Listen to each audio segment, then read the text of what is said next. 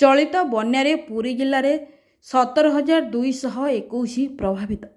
चलित बन्यारे पुरी जिलार निमापड़ा, पिपिली, डेलांगो, कणास ब्लॉक मोट 10टी पंचायत रे 15टी ग्राम प्रभावित होइछि। एथिरे मोट 17,221 जन व्यक्ति प्रभावित होइछन्ति बोली जिला जरूरी विभाग सूचना दैछि।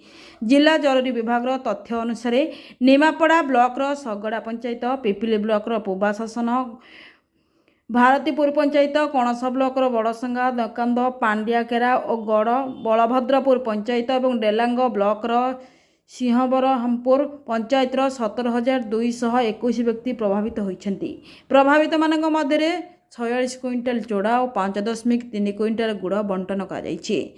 कृषि विभाग प्राथमिक रिपोर्ट अनुसार प्राय 3100 हेक्टर चाष जमी प्रभावित होइछि। चिकित्सा सुविधा पाई कणास ब्लॉक रे गोटे मेडिकल टीम मुतयन कराଯାଇଛି।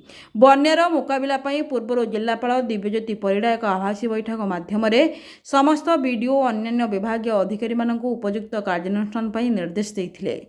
आवश्यक स्थले खालुआ अंचल लोक मानकु उद्धार करी निरापद आश्रय स्थल रखिबा, खाद्य पानीय जल चिकित्सा प्रदान करिबा जिलापाल गुरुत्व आरोप करथिले। वर्तमान परिस्थिति संपूर्ण नियंत्रण में रही। प्रशासन परिस्थिति उपरे नजर रखी और बन्यार मुकाबिला पाई संपूर्ण प्रस्तुत रही जिलापाल श्री परिडा सूचना प्रदान करथिले। रिपोर्ट ओडिशा।